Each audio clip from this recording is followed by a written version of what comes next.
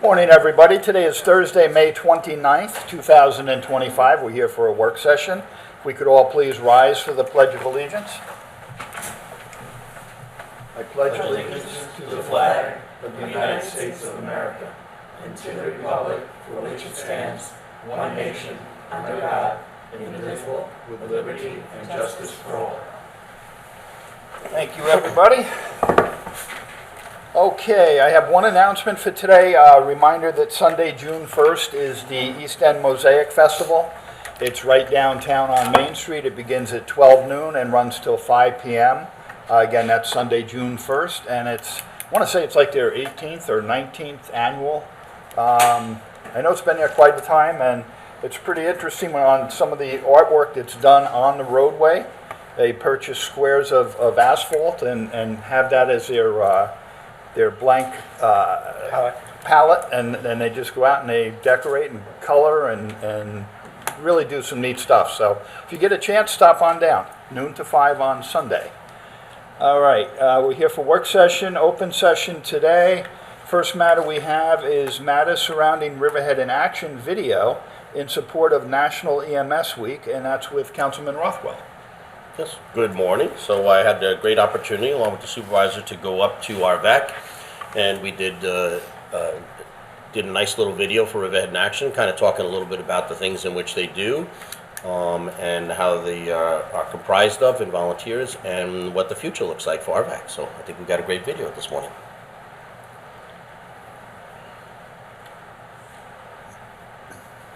Hi, this is Tim Hubbard, supervisor of the great town of Riverhead, and you're watching Riverhead in Action, a media campaign designed to highlight the incredible work of the 350 plus employees that comprise Riverhead's 26 departments and sub-departments, town events, projects, job openings, local businesses, and other town happenings. I hope you find this informative and enjoyable, and thank you for watching Riverhead in Action. Good morning. We are here at Riverhead Volunteer Ambulance Corps. I'm Councilman Ken Rothwell. It is EMS Week, and so we're here to honor all of our EMS personnel, Riverhead's finest men and women that provide emergency services and technicians here throughout our town. My name is Pat Gugliotta. I am the district manager here. I'm Garrett, the president of the board of directors. And so we have some of our paramedic and EMTs also on standby here today. They're here 24/7, and at any given moment they're ready to respond.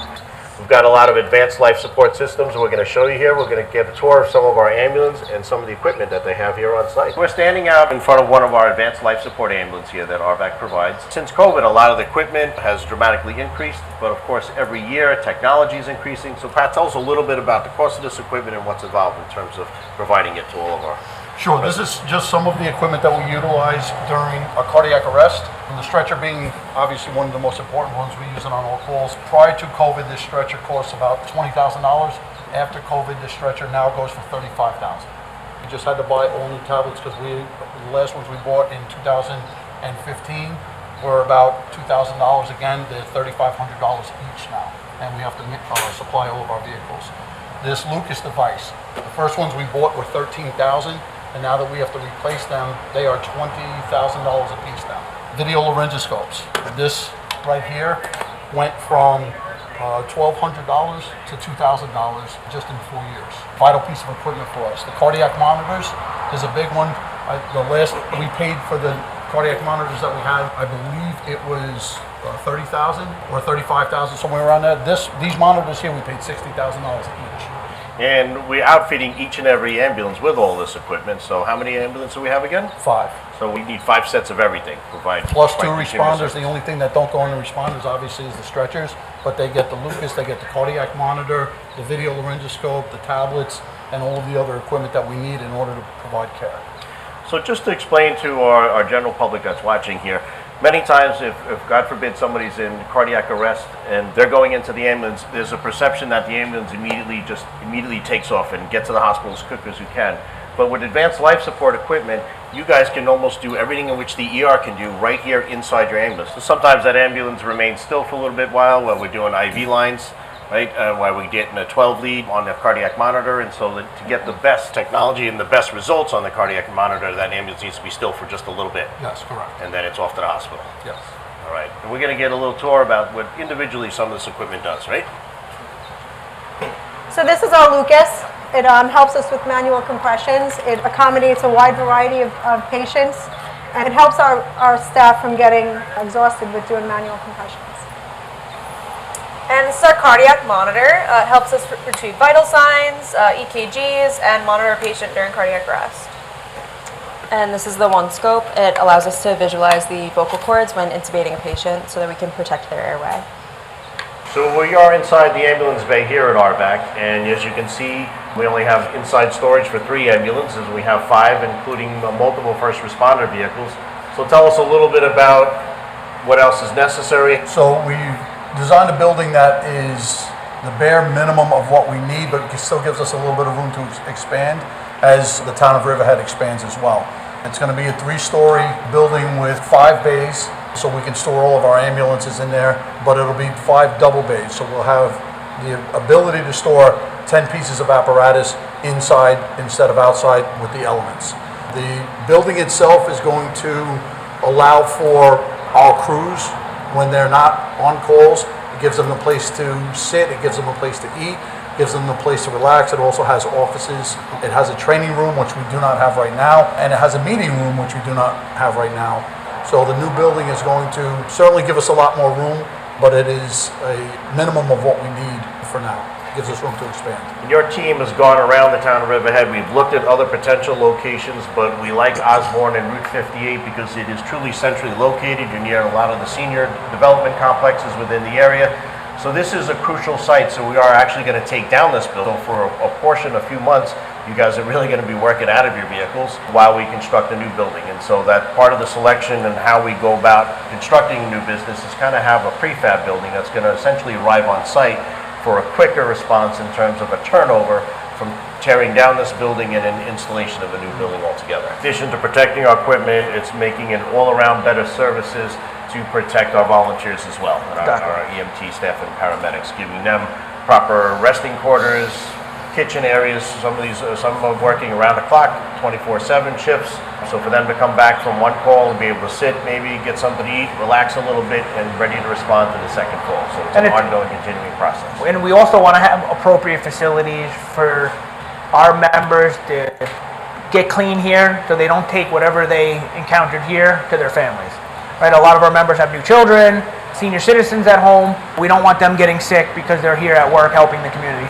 So in conclusion, I want to thank all of our volunteer and staff here at RVAC. It is EMS Week, and so we are grateful for the men and women who serve our town here on a continuing 24/7 basis. We have the future in front of us right now, and we are looking at a new structure, new facility here altogether. And Garrett, if you want to talk a little bit on how we plan on putting that together and covering the finances.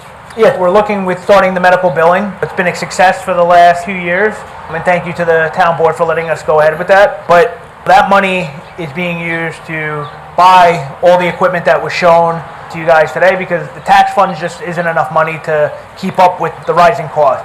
But with that money, we're also putting a lot of it away into a capital reserve to help pay the debt service on this new project. And we're hoping to hopefully get most of it covered with donations, so we're not putting a tax burden on our elderly community and our younger community. So we're actively starting that campaign process right now to help raise funds to build our new facility here so we can continue that 24-hour protection. So thank you all. Congratulations all of EMS Week. We're grateful for your 24-hour, 7 days a week, 365 days a year. You guys are amazing what you do. And I can tell you firsthand, these are some of the most talented individuals that here in our community. So thank you. We're so grateful for your service. Thanks, John. Thank you. Nice job. Very nice. I can't say enough about our RVAC team up there. They are incredible, the work that they do, the caseload that these mostly volunteers handle is incredible. The equipment, the stuff, I mean, I learned a lot just being up there watching you do this. The equipment today is amazing. It's expensive, but it's worth every penny. And you don't want to cut corners in certain areas, and that's one in particular. So they're a great group of people, and we appreciate everything they do. I commend the entire town board for their support in the upcoming project to rebuild a new facility there. But like I said in the video there, that much of the services they do, they provide the same level of care that you would typically arrive in the ER and receive right there in their ambulance. And that's when the timing is critical. So when somebody is in cardiac arrest, we have just a few short minutes, you know, for the survival rate. And so this equipment is necessary. And I got to tell you, with the equipment that they've had, we have an incredible rising of life saves, as we had in our presentation last week here during EMS Week. Giving out those CPR awards, life saves, was amazing. And I know we just had another one this week as well, after that event. So with that great technology, with the expertise in the EMTs and the paramedics that serve the community, like I said, they're an amazing group of people saving lives every day. So always grateful and look forward to opening that new facility soon. They started up in 1978, and I will tell you, prior to 1978, the ambulance service in town was an old International. Vic, I'm sure you remember this. Malcolm Stewart was a parking meter officer and a constable, and he worked on Main Street. And when the police department got a call for an aided case, they would call him in off of Main Street. He would pick up this old International, kind of like a Suburban, and it had a stretcher in the back, and it had the bubblegum dome light on top. And he would run to wherever it was, and it was just called load and go, because nobody really had any training in first aid back in the day with the police department. It was just a matter of having a vehicle with lights and sirens to get you to the hospital fast. And that's really what it was. And the siren in it was, you had to pump it with your foot to get it to go. It was right down where the high beam button is in older cars. And you would pump it to get it going to its highest amount, and then you would take your foot off and drive for a while, and then it would slowly like decrease in volume, and you'd have to pump it again to go. It's amazing to look at what is there today and what they can do in the lives that they're saving. It's incredible. So, plus it also shows how old I am to I was remember going to that. say, but- you really dated Yeah, yourself it was, there. it was going back, but it's interesting where it started at and where it's at now. It's incredible. All right, let's move on to second matter. We have matters surrounding proposed amendments to business center and shopping center zoning use districts, and that will be with our senior planner, Greg Bergman. Good morning. Good morning. This morning, I just did a couple of additional photos to support and give you an idea of what we're potentially looking at. Thank you.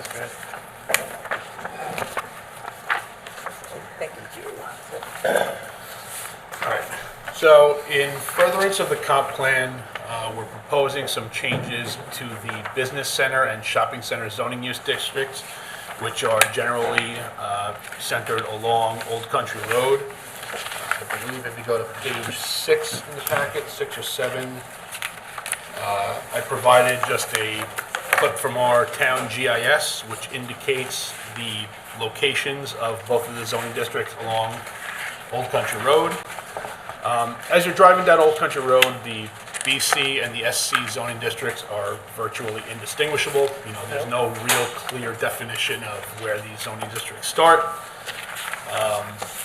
The existing shopping center zoning district, the language within that text is pretty old and outdated. The permitted uses in shopping center in the shopping center zoning district currently include shopping centers with a minimum size of 50,000 square feet, office campuses, health clubs and spas, restaurants, and indoor sports and recreation facilities. So it sort of led to some interpretations. You know, a quote shopping center is a very vague definition. You go in and read the definition that's in 301-3. You'll see like, where did this come up with? You know, where did they come up with this? So what we're looking to do, and there's a recommendation in the comprehensive plan, which is on the first page, that talks about providing flexible zoning framework that allows the repurposing of vacant and underutilized properties. And it specifically calls out Route 58 being the main commercial corridor in town. So the shopping center zone, the areas that we'd be looking to rezone are some of the major shopping centers. You've got the Restaurant Depot Shopping Center and the BJ's Shopping Center, the old Kmart, on the east side of 58. The shopping center zone district also includes the Target and the Dollar Tree property on the north side of 58, the old TJ Maxx Shopping Center, and the Staples and Harbor Freight Shopping Center. what we'd be looking to do would be some amendments to the shopping center zoning district text to basically bring over the same types of uses that are permitted in business center. Modify the purpose and intent. Right now, the shopping center zoning district prohibits or discourages strip and freestanding development. But when you look at some of those existing shopping centers, for example, the Restaurant Depot Shopping Center, there's a large vacant parking lot up towards 58 that's never used in that property. So to just sort of further the comp plan and really capitalize and create some tax base in these underutilized areas, want to allow some of the same uses that we allow in business center, retail stores, personal services, health clubs and spas, banks, and also allow drive-through windows that serve restaurants. Now, the packet that I just provided to the board are some examples from up Island, a little bit west. There's one, the Wegmans Shopping Center in Lake Grove, which Wegmans was just recently brought in there as a new anchor tenant. That site had been vacant for a while. There were a lot of vacancies in there. So that shopping center saw some revitalization, and you can see it along Middle Country Road in that red box. They redeveloped that vacant parking lot up along Middle Country Road. They included two new pad sites. I don't know the tenants yet, but one looks like it's shaping up to be a restaurant with a drive-through. Another pad site. There's another site on North Ocean Avenue in Farmingville. I believe it's called the Expressway Plaza Shopping Center. They recently infilled that site with a Chick-fil-A. And there's another shopping center in Islandia, the Dave & Buster's, the old Walmart, current Walmart shopping center, where they essentially, same thing, just kind of redeveloped those vacant parking lots, along those main corridors to bring in some additional uses. Again, I'm of the opinion Old Country Road has approximately like 38,000 daily vehicle trips a day. I mean, it's the main commercial corridor. I don't think putting a couple of additional pad sites or maybe a potential restaurant with drive-through would significantly change the overall traffic volumes along 58. All of those shopping centers that I mentioned, Restaurant Depot, BJ's, Target, Staples Shopping Center, those are all at signalized intersections, so it's likely that there probably wouldn't be a tremendous amount of traffic mitigation required. Again, it's just utilizing this underutilized space, redeveloping vacant sites to increase some tax base and potentially get some new sites in town. So we're like Restaurant Depot is now in that large parking lot. The parking lot's oversized at one time. Was it calculated at one point that this is how many parking spaces that you need?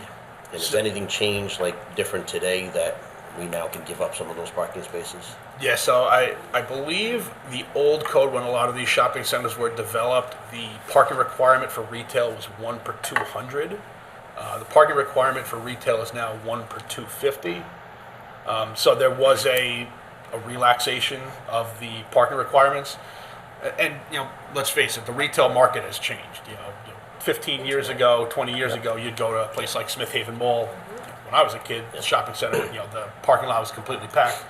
Now you go and it's almost a ghost town. So again, we can look at some of the parking requirements. Again, we're not changing any of the dimensional regulations. Right. If these shopping centers look to redevelop it all, there is a component that does require TDRs if they're looking to exceed a base development threshold. So this is another potential to get some TDRs out of it. And again, any shopping center or any place that comes in for redevelopment would be required to comply with all the dimensional regulations, parking requirements. We're not looking to relax anything. But again, if a shopping center came in to redevelop, they can demonstrate, they can provide traffic studies by licensed engineers that the planning board can utilize in their review.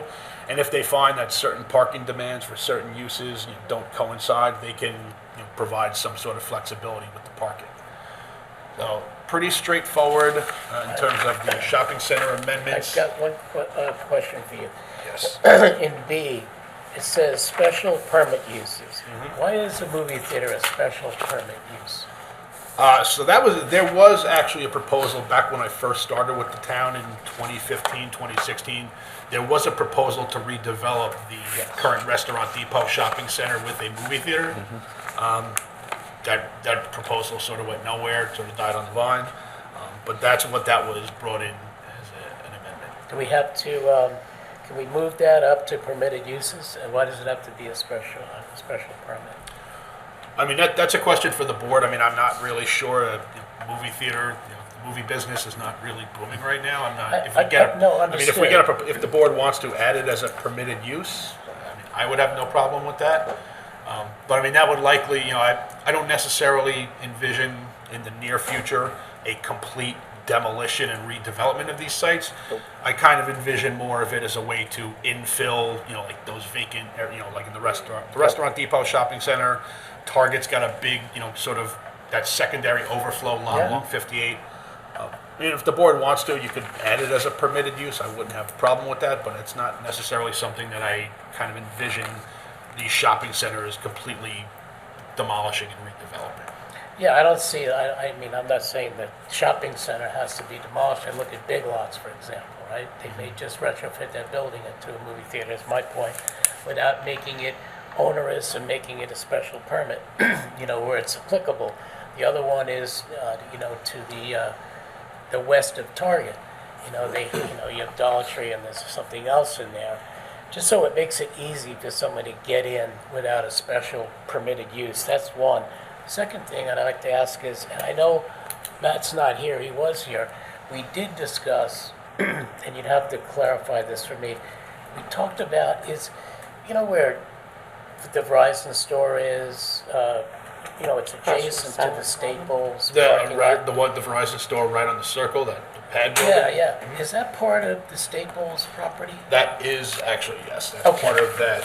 No, it's not part of the Staples Shopping Center. It's part of the, the Dunkin' Donuts Shopping Center right on the So corner. they're two different owners? Yes, I believe they are. Okay. So we had discussed in the TDR committee the ability to do, because none of us can see the future, retail or whatever, you know, none of us can. But we did discuss the ability to do assisted living there. You know, it could happen now, 5 years from now, 10 years from now, with the use of TDRs. So I would like to, you know, add that, you know, just to your point about, you know, retail is pretty much, and even Big Lots would be a great place for assisted living. Who knows how long that's going to stay vacant. But with the use of TDRs, plus its proximity to the hospital in that particular location. I think Dawn, myself, Matt, and Richard Wise had this discussion.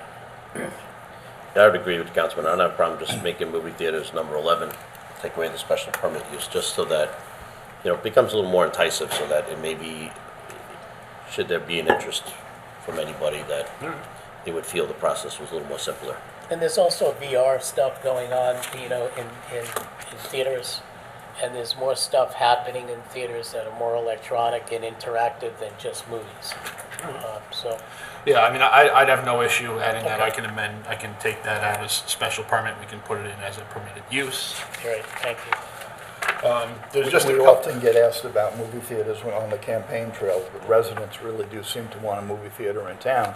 And we tried back in the day with that property where Restaurant Depot is now, and they couldn't come to terms with it. And the further it goes on, the more, like you said, it's kind of a dwindling business, so to speak, because everybody's got every streaming service at home.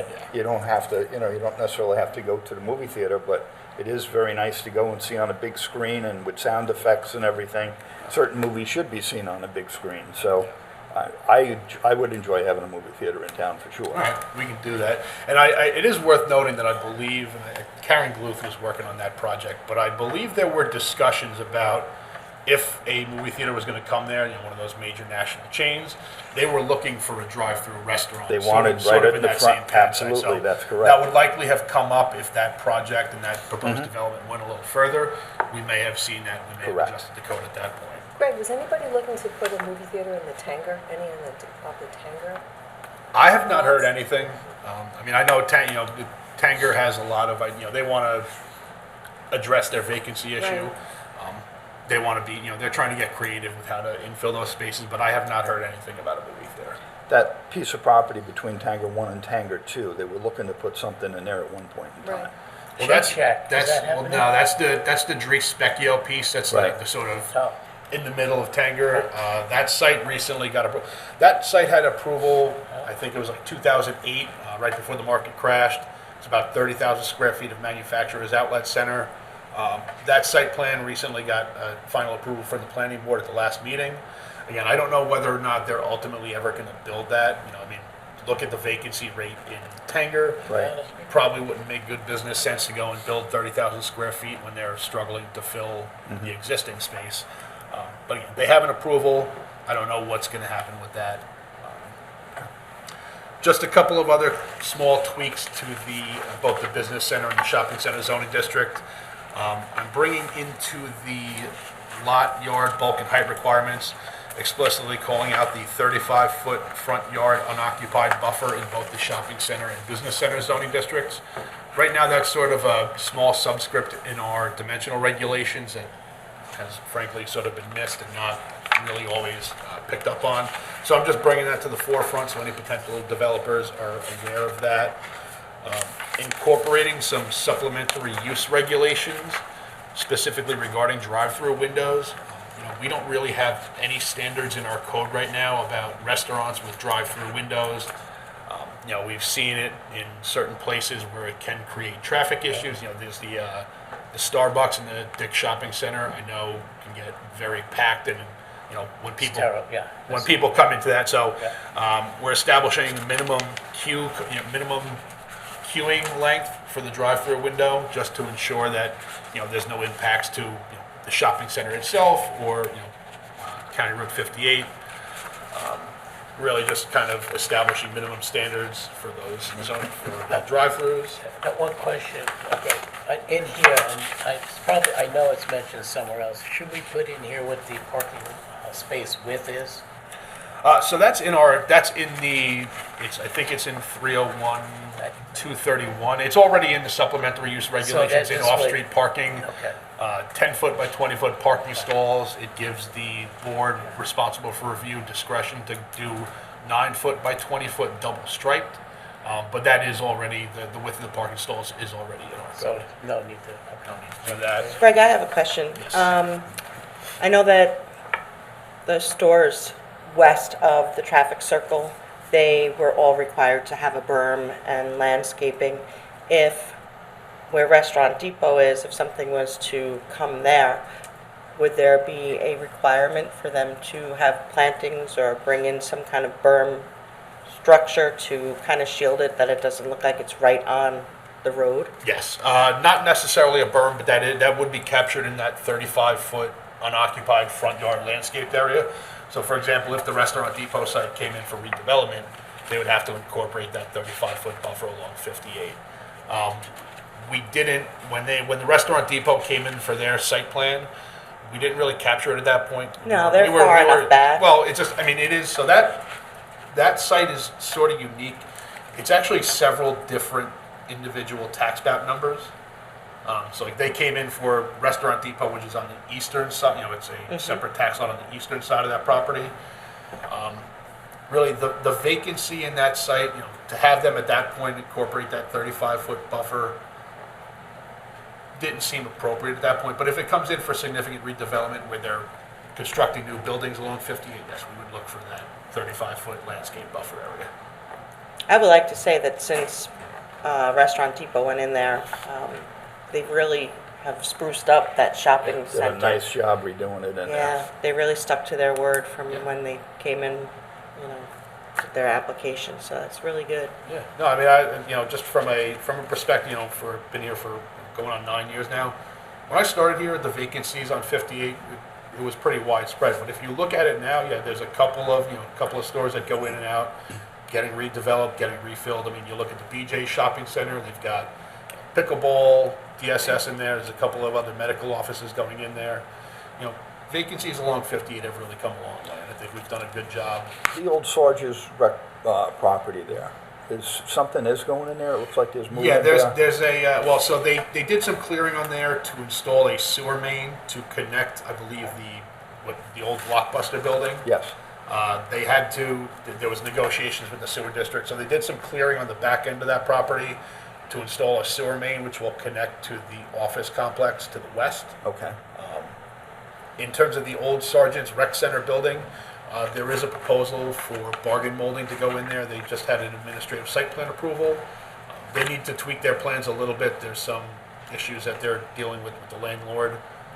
But we're trying to get that site Okay. brought back up, Good. cleaned up. That's a bit of an eyesore up there right now. Yeah, I mean, hey, that building's been vacant for how long? Yeah. Getting anything in there, some life into that building would be good. I know that the residents would really, really like a Trader Joe's. I hear it all the time, especially when we were, True. during the campaign season. Greg, is the shopping center zoning and the business center zoning, are they only in Riverhead, or is that same zoning occur like in Wading River? No, there is no business center or shopping center in Wading River. The commercial district in Wading River is business CR, which is the country rural. Okay. There is no, That includes like the King Holland Shopping Center in there? yeah, but there is no business center or shopping center. This is just strictly along, the shopping center is only along 58. Okay. There are a couple of business center parcels along East Main Street as you get towards 58. Okay. But there is no shopping center zoning district in Wading River. Okay. And just one other last kind of touching base. So there are a row of 5 properties along Harrison Avenue. Now this is just to the west of the Target Shopping Center, Dollar Tree, Planet Fitness. Currently, those properties are zoned shopping center. I do recommend we rezone them commercial residential campus. Reason being, there are basically single-family residences once you get north of 58 along Harrison Avenue. Don't necessarily think it would be appropriate, being that we are changing permitted uses in shopping center. A drive-through restaurant probably wouldn't necessarily be appropriate along Harrison Avenue next to restaurants. So CRC could go in, we could see we are going to work on rezone for CRC. We are going to work on that next. But you could see a little townhouse development. You could see some offices. I just don't necessarily think a shopping center type using drive-through with a restaurant would be appropriate. When we work on CRC, can we work on that piece? Yeah, I got you. Okay, all right. The little triangle, please? No, there's a piece, there's a piece that's across from Home Depot, west of Mill Road, on the west side of Mill Road. Okay. It's Oh, yes, I know exactly what, yeah, right? yeah. And that would be perfect. Yeah, that kind of fell in a loophole there. Yeah, we can get it cut through to Costco and relieve a lot of the traffic, so we're looking at that. Thanks. Yeah. So you're talking about the little triangle piece right next to Taco Bell. Everybody's always trying to be everybody knows. creative on that piece of property and put something on There it. is a proposal before the planning board. They have a public hearing next week. There is someone wants to build a small office building on that piece. And again, I it's remember that guy. very creative with how they're doing it, but a small.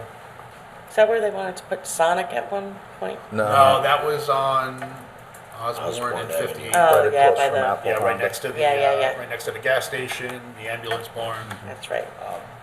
That one got approval and kind of went nowhere. So. I think this is great. It gets rid of a blighted look for empty parking lots, gives it some vitality, and these little shops will make people want to go into the other shops further in the That's the parking thought lot. process. It's great. Perfect. Right. All right, next up, we have Mr. Bergman again, and we will do matters surrounding special permit application of Duffy MX Motocross Track, 2822 River Road, Calverton. They here with you? Yep. People you want to come up, or?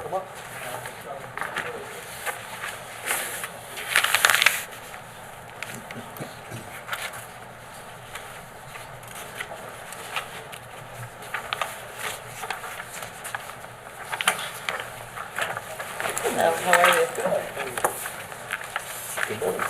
Good morning, how are you? Good morning, guys. Guys, you just want to state your name for the record? Thomas Wolford, Young Associates, project engineer. Daniel J. Duffy, 10th Street Motocross. Okay. Vic Pershnowski, I'm a consultant working with the team. Oh, all right. All right. I did bring some reduced copies of the site. Ah, that's good. Thank you. I have one that's too reduced. Yeah. A little easier, a little harder to read than the full size, but more manageable. I think that's one set. Want to share one more? Thank you. I would. Please, got it. Yes, enough. Good. Brought enough for the class. Much better, much better. All right, so we have, this is actually an application that was submitted a while back. Councilwoman WASKI, as you'll recall, this came before the planning board just before the town board adopted the industrial moratorium. At that time, the application was incomplete. So since then, the town board has rezoned the area to light industrial, which now says that racetracks are a specially permitted use. So we're reviewing both the site plan and the special permit. It's a 15-acre parcel of land located at 2822 River Road, Calverton, again, zoned light industrial. The applicant's proposing to create a motocross track, associated parking and landscaped areas, provide a total of 256 parking stalls. The property is currently improved with a 2-story single-family residence. We received a updated full environmental assessment form. There are some minor clarifications that need to be made. So the main proposal on this property is to essentially excavate about 120,000 cubic yards of material, give or take, which will require a mining permit from the New York State DEC. That's something we have to sort of wrestle with. They want to dig down the existing grade of the property, install a noise mitigating fence along the southern end of the motocross track, and establish a motocross track, which would be open, the applicant stated would be open 5 days a week. They intend to have special events and races there, which could bring a number of patrons to the site. The applicant did submit a noise mitigation study. I'm not a noise expert. I do recommend that the town board, we are within our rights, and it is allowable in our town code to retain professionals to review the data. We want to make sure that there are some sensitive receptors. There's an existing horse farm that's located directly to the south of the property, and there's some residences along River Road. Dirt bikes can get pretty loud. I would just want to make sure and have someone who's a qualified noise engineer, sound engineer, to review that. And we're willing to do that, of course. We have somebody that we're ready to retain, but we wanted to get through this special permit. Well, I mean, that's someone that wouldn't be retained by the applicant. That's someone that the town board would select. We would review qualifications of it. The town board would select that, right. The person that they would look to review the document. There was some traffic data that was submitted along with the noise study. So this applicant did operate a site in Ronkonkoma. They kept data in terms of number of riders on a daily basis. So they have a pretty good feel for the typical number of riders that would be using the site on a regular basis. However, they acknowledge in the report they didn't have race days or those special events in Ronkonkoma. So that's just something we'd have to look at. Again, I mean, they're providing 256 stalls, so it's not really, you wouldn't expect to exceed 250 so cars on the site. It is located within the compatible growth area, so there is a clearing restrictions. We'll refer this to the Pine Barrens during the secret coordination process. But this is just to get the ball rolling. I will prepare for the town board. It is a type 1 action, so I will prepare for the town board a resolution seeking lead agency and circulate that request to involved agencies.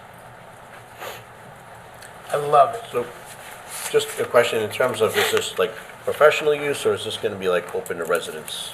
I own a dirt bike, I can It's a come up day there. riding facility as well as a racing facility. And it's amateur racing, it's not professional. But like residents can Of course, sign up? of course. In fact, we offer training as well. Okay, so I think the project's excellent, awesome, total sport. My only thing, just looking at the site plan of it, most of us, I mean, we have BMX bikes and things like that, and just in terms of like parking, I think that most people are gonna more arrive with the trailer, Of course, connection, yeah. some on the back of the pickup truck, so to speak, but is it just everybody's coming through on one side by the gate No, they entrance come over in there, where right if I- there, if I right were where to your hand is unload? there, right. And then Okay. they drive up either to the main parking lot, which, by the way, that big main parking lot isn't only going to be open, it'll only be open during events. The smaller parking lot can more than accommodate the here? number of day riders that we normally, have. So just because I see like the berm in the back here, I mean, to me, can you just drive straight That's through? Is the all berm aesthetics. I don't- necessary? Like, yeah, I mean, I it's want it to like- look nice, it's but like a is Target it easier parking just lot, to? you know? I'm just there trying to think. I don't envision really trying to get like a trailer. You're going to unload from the back or the sides on some of Yeah, them. I So know. trying these large stalls, maybe consideration of removing this berm, making more just simple drive-through. I'm for glad you easy- mentioned that, Easy because, loading yeah. and unloading. Because I think that's the majority. That's what I'm going to do. I got the back that folds down, and I pull our bikes out of that. But so just kind of thinking that to make it a little bit easier. These are, I don't know if these are single parking spaces or how you're accessing, but I think the majority of people are probably going to come with trailers. Well, yeah, So- unfortunately. Yeah. You know, Like no, no, things this have is changed. great level of excitement. I just think maybe the configuration over here, making these more drive-through stalls where you can just load and you know. Right, to address the Closer fact, to the entrance gate. the question about the number of racers, it's an online registration. And you have to put your vehicle dimensions on Okay. your registration, so it's pretty well Are you getting- maintained. Yeah, are the you getting parking assigned a is stall a or something, state or of a art. number? Huh? Are you getting assigned like a parking stall number or something on it? Exactly, Oh, so you know exactly. exactly You'll where know to- exactly where you're going, and we're gonna have parking police, you know, when you come in and sign in, my son will take you right to Just where to you're gonna clarify park. on the Pine Barrens compatible growth, the line only really goes through the entrance from River Road. Okay, that's where the line actually comes through like this, and only, it doesn't really go, this is not the, let me see here, this is in the compatible growth. That's the entrance. flag, yeah. Right, the line goes through there, which I think we're gonna have delineated on. Well, I think I think you're referring to the wild scenic recreational rivers. I Right, think you're referring it's to the entire parcel is within the. Oh, it is? Compatible Okay. growth. Oh, Yeah, there's, yeah, the DEC line sort of bisects the property, Right. I believe, but the entire parcel is within compatible growth. The biggest thing on this site, you know, obviously, the mining of the property. Right. You know, there's no test hole data. We want to make sure, we do need to provide test hole data. We We're want to gonna make sure, provide that. make sure we don't During, inadvertently well, create we a have to leak. put in a mining application with the DEC, and it's to take off the light material, and then we're gonna return material to create the track. Okay. And the town gets paid both ways. When you take material off and when you bring material back on, the town gets the fee, which will be paid. I think you could scrape the topsoil off. Yeah, store it on Yeah, site, we're and using then the re- topsoil. and then- No, We're gonna we're definitely reuse it. using it, no topsoil leaving the property. I think this is a great proposal. I also read a concern about, you know, the drainage going back into the aquifer. You know, it's not gonna be a sand pit. It's basically, you know, we're gonna go back in there with topsoil and actually create the track with the topsoil. And then we're gonna use light topsoil and hydroseeding to get the green back. Because we don't want the erosion either, you know, and. So there's no asphalt used? No asphalt, no, this is a stone blend, and those are the two parking areas. Actually, this particular location, the stone blend is the town regulations.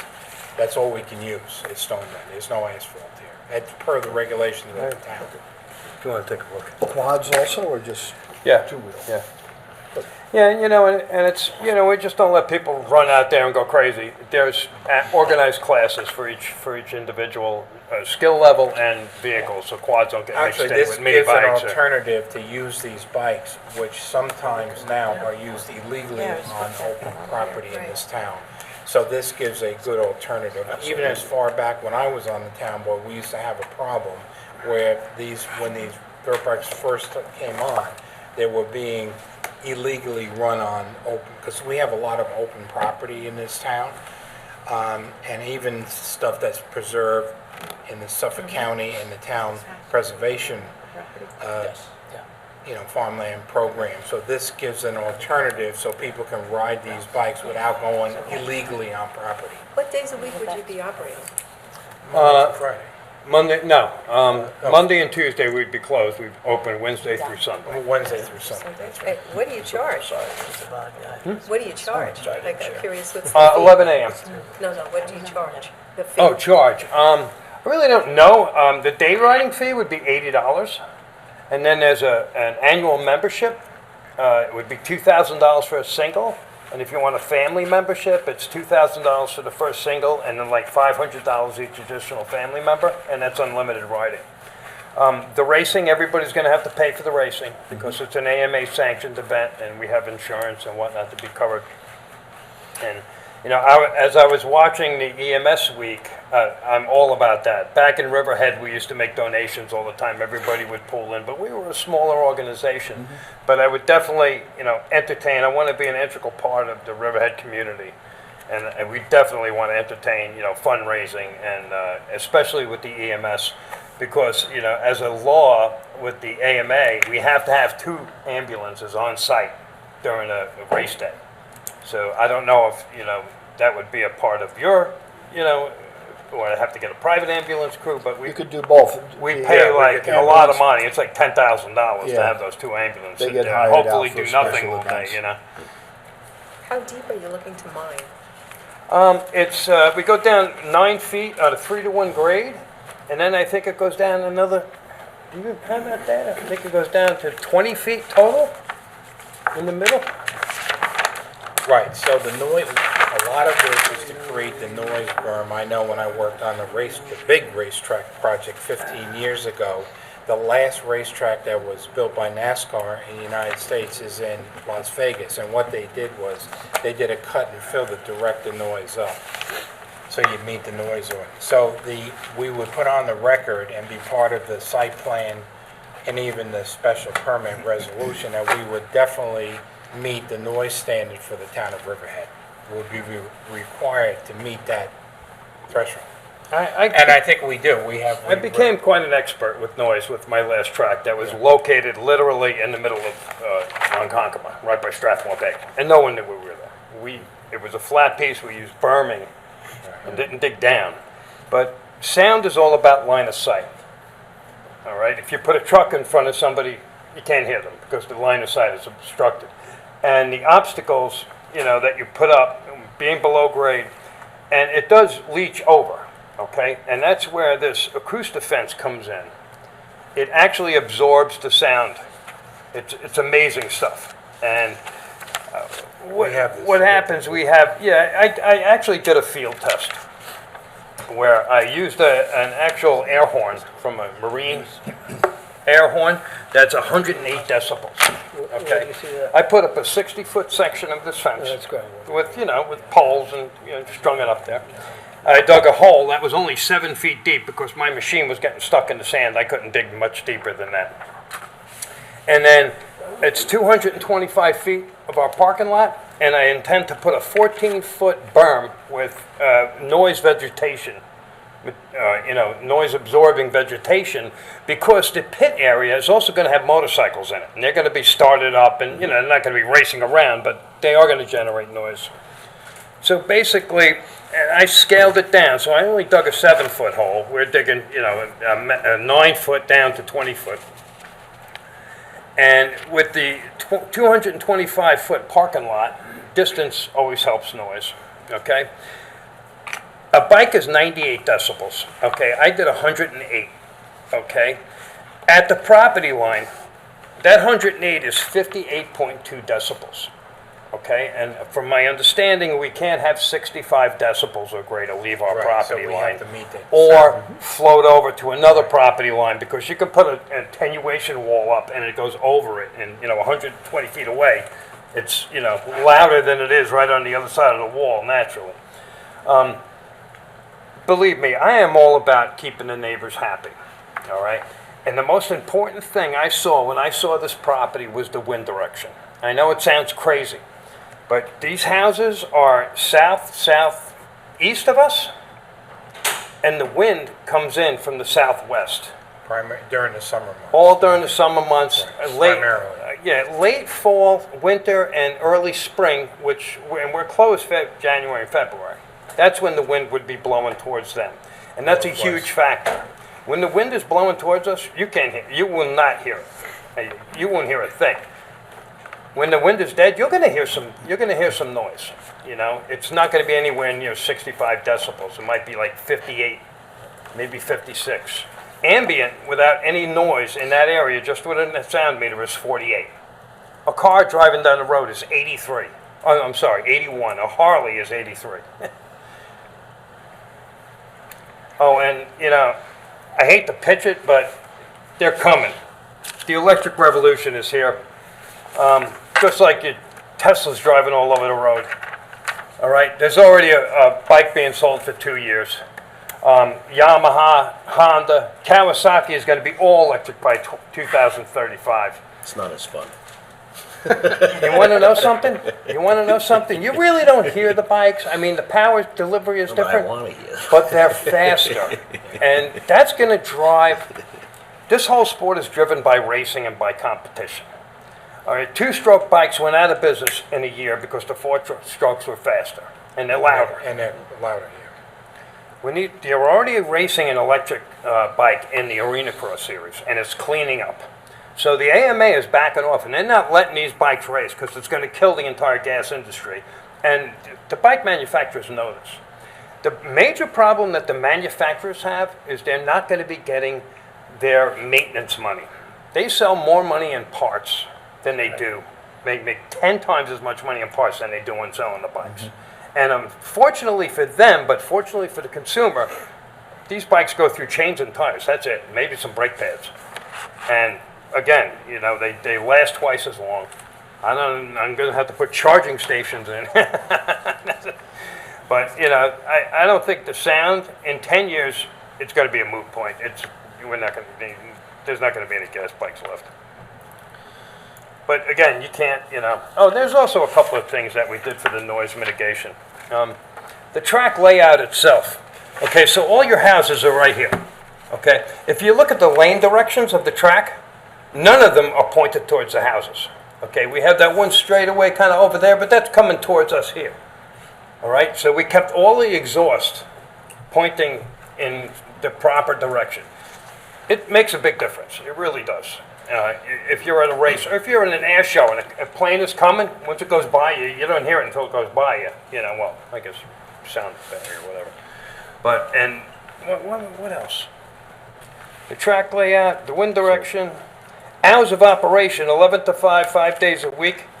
You know, there's a total of 8,544 hours in a year, and we only operate 1,760 hours. All right, so I know everything means a little bit. And then 30% of the time, okay, the kids' class is out. You're not going to hear anything. The kids are on little mini bikes going slow. The other class that goes out are novices, who again, they go very slow. They don't, you know, the experts, yeah, they're going to be ringing out, you're going to hear them, you know. I'm not going to hear from them. You're not going to hear from the houses. The fellow with the horse farm, I didn't introduce myself to him yet, but he's a friend of a friend. I know his uncle quite well. I don't think they're going to have any problem with us. You know, the neighbors, I don't think they're going to have a problem. In fact, the guys from the Peconic herb farm over there, they're already champing at the bit to get jobs parking cars and stuff. So I'm like, okay, you know, no problem. I don't recall, how far away is the horse farm? It's directly adjacent. It's across the street. Across the street. And wasn't there a private daycare? They don't have horses anymore. No? No. You know, I wasn't going to say anything, but they haven't boarded horses in like well over a year. That's Anthony, right, Verderami? Oh, I don't know. Wasn't there like a private daycare or something nearby? Yeah, I'll have to double check. I mean, if it was a home daycare, we may not necessarily have a record of that, but I can look at the I Office seem of to Children and recall Family that. Services.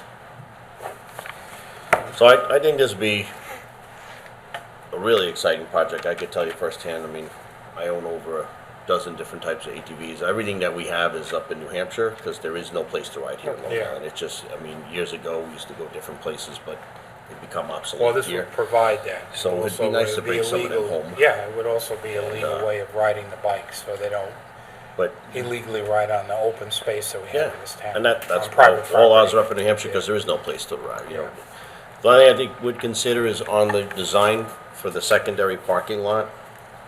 You know, to think Oh, about a by all secondary means. entrance. Thank you. I think if you make, you know, most of the places have like Get rid of that. specific area for Yeah. riding for ATVs Exactly. only when you're Just going in like and out of this, the parking like lot. this. Right. And I don't know why do we have that little divider in there? Is that dry wells or something? Or? But I'm just saying, like, if you put a gate, for example, here, the idea is to not get everybody to take all their bikes and quads and drive through to get to the gate. If No, you had of an course. inside rail where they go on and they still go to this card. Well, something here's where you come in here, make it more all right? safe. And this is where you drive to get to I'm that saying parking after you lot. unload, Right. and you get on your ATV. If Oh, you're yeah. parked here, you don't want to drive through the whole parking lot. If you had a No. secondary gate, you can go behind the wall to the start. Well, there's only one entrance and exit for the track. The entire track is surrounded by a perimeter fence. Yeah. All right, and that's for safety for the riders, that spectators But don't jump on there. That's why I'm and saying deer. is that Yeah, I if see. you Deer will be consider- running across, you Well, know. That's what I'm We saying, have if you to have considered a the secondary DEC. gate Yeah, here we with have like, to have the you know, DEC a 6-foot fence, wide the, path that was area. inside. Oh, sure. So that would prevent everybody from riding their bikes through here, through there, and that, because that's Oh, I where hear most you. time is Yeah, that they're yeah. not, you know, kind of at random. you Yeah, know, well, splitting through the parking again, lot. It's a little more organized. in race instance, you can't, because this is like a pit area. They all pit where their vehicle is. But in day riding, you know, everybody's gonna be parking over here anyway. There's not that many people that come day riding, unfortunately, you know. I That's think what I was gonna say. consider a I wish there were more, but, you know. Consider a secondary entrance so that Oh, they're I not- do. when they're unloading, they're not going through the Sure. two sets of parking lots to the other side. Well, They can actually, I access think it. there is one, but it's not on this illustration. I don't see anything in here, that's what I'm saying. I just think it would be beneficial to you to get them in Oh, okay. and not have to For flow the track all through. itself, you mean? Yeah, so Yeah. so I unload my ATV, now I'm off my Right. quad, I'm parked over here. Am I driving my quad through everything to get through here, or do I No, have a we're secondary gonna have a entrance that gate comes- there anyway, but I didn't intend for it to be an entrance, you know, for the track itself. It's a gate for maintenance vehicles that, you know, I think you get in should and out and consider drive around something there. where a pathway inside the realm where everybody's, You know, before I forget, there was one other issue on there about the water in the house. Oh, yeah, so I mean, it's a question of, you know, this is no longer going to be a single-family residence. Right. So I mean, is the intention to have spectators? I mean, I see a couple of porta potties there. This is strictly porta potties. Nobody's gonna be even allowed in that place. You know, it's gonna be an office to sign up maybe. Or we might have like a viewing night with a bunch of guys hanging out watching races on TV or something. But, you know, the porta johns are where they're gonna have to go to the bathroom, because you gotta realize something, these guys are covered with mud. You know, they're not, it's hardwood floor, I'm not wrecking that house for, you know. So I mean, I don't know if porta potties are allowed on essentially a permanent basis. I don't know if the health department allows. issue, yeah. They I mean, do it on, they allow be them on discussed. golf courses, they're on a temporary basis, so you're not operating in the winter. Golf courses don't, they pull them off and then they come back in the spring. And they're cleaned, you know, twice a week. And, yeah, exactly. So- You mentioned day ride, like, your operations are from 11 to 5. Right. So you said there's not a lot of clients that are day riders. Are there night races that are going to happen? No, Okay. no. But, 11 to 7, I think it was. right, oh, I thought you said 11 to 7. 5. Oh, 11 to okay. 7? What is it, It's 7. 7 PM? I think that this is really good. I think that there's a lot of people that will utilize this. Absolutely. I mean, we bring people from, you know, outside of our area, bring, You know, I really don't like to say this because it sounds like a sales pitch. The kids, it's really very important. Yeah. These kids, you know, I'm sorry. no, I appreciate the kids having something to do and families doing something It's together. a family-oriented sport, and the kids are heartbroken when we got shut down in Ronkonkoma. I should have bought the property, really should have, you know, but we got shut down. It wasn't big enough, but still, you know, a couple of hundred kids. Right. You know, that I watched them grow up, you know. One of our kids just got second place in a national race in California. He's a multimillionaire now. So Greg, so the next step would be you do a resolution to start the clock. Yeah, I'll put a resolution in for seeker coordination. There needs to be a couple of, again, minor amendments that were detailed in the report, just minor amendments to the EAF. And I would just ask that some test hole data be done just to determine and confirm. And a sound study. I think Yeah, it's so I mean, important to do there'll be a sound resolution. I study. mean, we've consulted, I believe we've used Sound Sense in the past for some noise studies. One that I recall, we did when they put the acoustic fence up behind Stop and Shop. Yep. I believe Sound Sense reviewed those numbers. So, I mean, we've used them before with good results, so we can certainly utilize them again. So I can put in a call to Sound Sense, see if they'd be available for, put together a proposal for the consultation.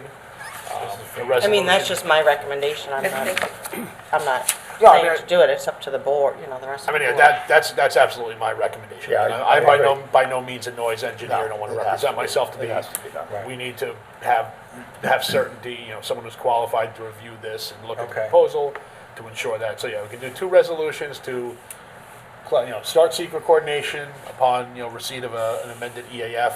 Again, I would just ask for the test hole data to be done to confirm depth to groundwater. We don't want to accidentally create. a Back leak to here or that, we anything. do have a well that was used, besides the house, there's a well like right over here, okay? And it was for irrigating the grapes. I already talked to my well guy, he can pull that out. I called the person who installed the well, Krieger Well? Krieger. Are they still in business? I'm not sure. I called the number and in they're, a long time. yeah, Krieger. They've they're been not, around. I don't think I don't they're know in if they're business still in anymore. business. But I can literally, pull that pipe up out of there and tell you how deep that well is. And it's actually lower than the rest of the property, kind of slopes up a little bit, So I don't know if that's, or Well, you have to we drill have a to, bunch we of have to different order holes. an official test well, right? Well, I mean, I do test hole data, but I mean, the issue, so this property is not located within a water district. We'll refer the application to the fire marshals. There may be a need to bring in some type of water supply in the event of an emergency. But I think the fire. water district is right near us, though, isn't So, it? Yeah. I don't think there's any pipe right now in it. I can confirm, but Oh, really? I don't 'Cause- believe there's any public water to this site. But again, in the event Frank of. told me it went right up to the end of the property. Yeah, it might be on. Again, I can, the pipe may be, but if this property, I believe, is not in a water district extension, if they need to bring public water, if there needs to be a hydrant there for some type of, firefighting emergency, that's something we're gonna address and as we Okay. review the project. Well, we will have active well on the property. And And if as far as the it's- fire marshal, we do have a side-by-side emergency vehicle that's for taking people off the track if they're injured, or if, there's a fire, we have fire extinguishers on it. And a tow rope could take, I don't know if that matters. I mean, that's something, we'll refer to the fire marshal, we'll get their comments. Sure, okay. I mean, if a well can provide whatever fire flows they need for, the type of use, not saying you have to bring public water, but it's something that may come up. I think we're right at, the pipe is right there, I think, what Frank told us, but whatever we have to do. I hope this encourages more recreation, because we've been sitting on industrial land for a long, long time, hoping and wishing we're gonna get, big pies in the sky, but recreation is great, and things are great for kids. So you're gonna prepare those resolutions, then, right? Okay. Just last going over, for sound mitigation, is most of the track gonna be sunk in a little bit, so Yeah. like below grade, the idea Well, that, that's what. Yeah, it's kind of, you really can't see it, but that's a 9-foot, 3-to-1 dip to the first lane. And then it goes down again. And we put the higher obstacles, you see the higher obstacles are gonna be in the middle of the track. Because if they're jumping close to, they'd be up so over the I'm line just of thinking, sight. as opposed to, I'm not a proponent of sand mining, but you can dig down and reuse that and fill in these other areas, higher levels of berms to kind of for noise, so I think maybe. I could Well, definitely what put a you berm, intend- What you That's intend to on the pull, plan. but pulling them all out in here, so looking on the elevations, just that. I you did dig down entertain. with less. I did removal. entertain putting up like a Long Island Expressway noise wall, which is like the ugliest looking thing you're ever gonna see. And I'm not saying that, you can do it naturally without Of pulling course, of course. earth away, Right. leave the earth in there, but raise it higher in the surrounding areas so that the track is sunken down. That's gonna be your major noise litigation. So is the house that's Cut and fill. depicted in this picture, is that the existing? That's the existing. Oh, yeah, yeah. Yeah. And there's a little canopy right next to it. Right. It was a tasting Okay. room when the fella had the winery there. Yeah, he never. I felt so Grapes, bad. he never He built his little dream and then he died. The family wanted nothing to do with it. It's horrible. He had a sailboat, everything. I'm looking at that, I'm like, maybe it's some kind of curse. I get done with this, I'll drop that. So you're gonna do those resolutions then, right, Greg? Yeah. I mean, I'll need to get, the first resolution will be the secret coordination. I'll obviously reach out to Sound Sense and have them put together a proposal. I don't know how quickly he'll be able to prepare that. If it's not for the next the board meeting next week, as soon as we get that proposal, we can prepare a resolution to the meeting. Okay. All right? All right, so All that's kind of important to me. I have a kind of a seller giving me a hard time about, taking 2 years. Well, part of it was Was that moratorium. the public hearing you're talking about? we had the. When would that be? We had the moratorium. And I would like to take out, in the industrial, I know we made recreation by special permit. I'm not. Well, we didn't make exactly sure. recreation special permit, we made motorized racetracks special permit. Yeah, Because those motorized carry racetrack. more impacts than just, No, a understood. couple of sockets. So No, we didn't, it's not accurate to But say we what's made it- recreation a special permit. No, I understand that, but what's the difference? You still, whether it's special permit or not, you still have to go through site plan and everything we're going through now. Correct? This is true. So why would we make it a special permit? You need When the town a board. permit, you go through the same Well, thing. we're already in the special permit, so we're I know gonna you follow- are, we're not gonna change it, are you? I'm just We asking don't a want to delay question. this anymore. I like having a special permit to have a little bit more control over something that might be, rather than a given use of the property. Special permit kind of gives the board a little more control over what goes in Right, there. but planning, if it doesn't meet, if the permit doesn't meet the requirements of what you're doing, then that's, it doesn't work. In other words, if the sound didn't work, it wouldn't go through. Well, we're going through it right now, so we want to just You get. guys have fun, hopefully. No, I know, Godspeed, that's fine. we already filed. Right. You need this, right? I have. You have an extra one? Yeah, Yeah, this is an thank extra you. one for you Yeah. guys there. Give that to Greg, maybe Greg. Okay, you too, Joy. Okay, so we're on our way. Thanks. And if you notice, I put the Riverhead town flag, I did see that. little, A little AC/DC now. you see that, right? Okay, so thanks a lot for your time, and we're on our way. Thank you. Excellent. Very nice to meet everybody. I know your names. I I feel like we're old friends. And, Brett, we do an event every year. Brett Moravian told me all your background stuff. Don't listen to Brett. You went to high school with him, I know that. Thank you very much. My son was tending bar over at Izzy's, and I told Brett, he's like, what? I'm like, okay, he don't work there anymore. Thanks, guys. Have a good day. Thank you. Great seeing you, bro. All right, now we're up to resolutions, which Debbie has been waiting patiently for this opportunity. Patiently, yes. Can you guys hear me? No. What? What? Well, I've checked, there's no Roman numerals, there's no non-protonc, so I should be good to go. Is that why you were talking about that yesterday? Yes. I saw a picture of somebody who looks just like you with those glasses on. Yeah, except with a hard hat. Yeah. Okay, we're ready? Yes. Resolution 1, Water District Capital Project Number 82424, budget adoption for electrical upgrade at Plant Number 7. Number 2, authorizes the supervisor to execute an agreement authorizing the town to accept funds from Suffolk County Office for the Aging to supplement the town's 2025 residential repair program for the elderly. 3, County contracts are thick.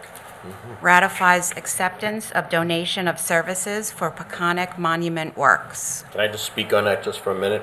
So I'm debt of gratitude for Peconic Monument Works. So if anybody's not aware, they were kind enough building a ground, set up a new foundation right out here at the front door of Town Hall, and Peconic Monument Works donated all their time and labor, and they moved the Garfield Langhorne Memorial from Old Town Hall right here to the front door, so it's more visible to everybody that's coming in and out. And so I just got to thank them for, they did it at no cost. and grateful for that. And that was also through the work of the Veterans Advisory Committee. And it was at the request of Garfield Langhorne's family that the money be brought closer to Town Hall. It looks great. It looks great. That's Hollis Warner over at, Yep, and his son John. and Yep, his they- son, yep, yes. They did great That's work. another generation of business in town, I believe that's actually the oldest business now in town. my understanding, Yeah, yes. so. Might be a And you're Riverhead in still action. doing possibility. Next Riverhead in action. Good deeds for the town, so Yes. thank you very much. Yep. Okay. Number 4, sets hours for town beach parking lots. Number 5, authorizes attendance at seminar by fire marshal. Number 6, ratifies the authorization for 2 police officers to attend a training. Number 7, ratifies a salary increase for GIS Technician 3. Number 8, appoints seasonal traffic control specialists. Number 9, appoints returning seasonal employees to the Recreation Department. Number 10, appoints new seasonal employees to the Recreational Department.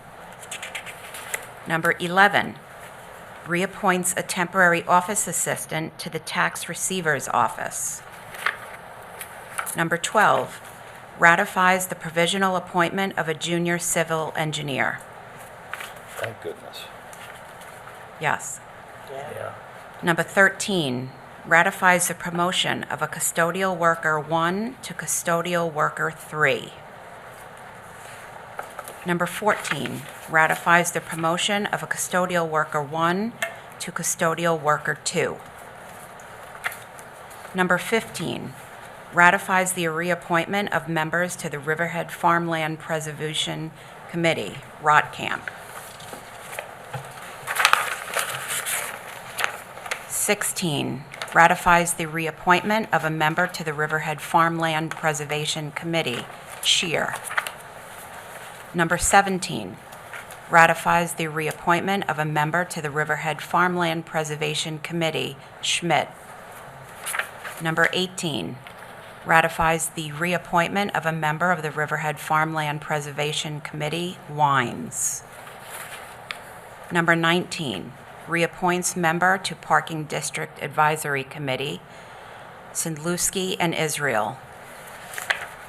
Number 20, authorizes supervisor to execute agreement with SUSA Soccer Training LLC for training and referee services for Town of Riverhead Police Athletic League Girls and Boys Soccer Program for the fall 2025 soccer season. Number 21, awards bid for printing and mailing of recreation brochures. Number 22, awards rebid 203-213 East Main Street Sewer Improvements, Contract S-Sewers. Number 23, authorizes designated alcohol service vendors to serve alcohol at the 2025 Alive on 25 Street Festival. Number 24, approves special event Chapter 255 application for Foodie Fest Productions, Inc., Annual Summer Foodie Fest. Number 25, approves special event Chapter 255 application for Rise Life Services, Rise Sensory Garden Kentucky Derby Race. Number 26, approves special event Chapter 255 application for Jamesport Fire Department, the annual carnival. Number 27, approves special event Chapter 255 application for Jamesport Fire Department Sound to Bay 5K, 10K. Number 28, approves special event Chapter 255 application for Riverhead Chamber of Commerce Cardboard Boat Race. 29, approves special event Chapter 255 application for Northeast Stage Othello Shakespeare in the Park. Number 30, approves firework application for the Rock Golf Club, July 5th, 2025. Number 31, amend Special Event Chapter 255 application for our future generation. For us, by us, for us all. For all of us, vendor. That was a tongue twister. Number 32, authorizes designated alcohol service vendors to serve alcohol at the 2025 Duck Pond Day Street Festival. Number 33, authorizes town clerk to publish and post public notice to consider a local law to amend Chapter 105. Number 34, grants special permit for National Grid facility upgrades, 8 Mill Road, Riverhead, New York, Suffolk County Tax Map Number 600-120-2-7. Number 35, ratify authorization for the town attorney to execute an agreement with Jeffrey Seaman for secret review. That's for the North Fork transmission line that the Suffolk County Water Authority wants to bring in from over on Southampton side of Flanders and through Riverhead and out to town of Southold. Okay. 36, authorizes supervisor to execute license agreement with Civil Air Patrol 9th Suffolk Cadet Squadron. Number 37, authorizes supervisor to execute agreement with interpreter for Justice Court, Perella. 38, authorizes the supervisor to execute an agreement with the County of Suffolk Office for the Aging, AAA Transportation Program 2025. Number 39, resolution adopting findings and determination pursuant to Article 2 of the eminent domain procedure law regarding acquisition of leasehold interest to the easterly ground floor rental unit located at 127 East Main Street, Riverhead, New York, Suffolk County Tax Map Number 600-129-1-14, reputed lessee SNR Bar 25 Corp. I'm sorry, I wasn't paying attention. Can you read that again? Sure. And finally, number 40, pays bills. The bills. Okay. Thank you, Debbie. Great job. That completes our open session. And we will, in a moment, we're going to go into executive session to discuss under legal matters surrounding possible sale of real property with KERN and HURLEY, matters surrounding potential Supreme Court litigation, Downs, PILO, and Howard, and under contractual, it'd be matters surrounding BIDMA contractual with WASKI. If I could have a motion to close open session, and go into executive session. So moved. Second. All in favor? Aye. All opposed? Okay, open session is closed. We will now go into executive session. Thank you, everybody, and have a great weekend. Stop by that Mosaic, artist Mosaic Sidewalk event down in town, down on Main Street this weekend. Oh, and Sunday. Supervisor, Saturday is also Stop Day over at the... Oh, yes, that's right. At the What is it? Stop Day. Stop Day. Bring your... Recyclables, recycled use paints, motor oil, paints. electronics, drugs, Yeah. everything that you need to be disposing. Bring it down to the Young's facility. All your old medicines and everything. Mm-hmm. And that's From at 8 to in the 2. highway department yard on Osborne Avenue. 8 to 2. Okay, excellent. Okay, have a great weekend, everybody.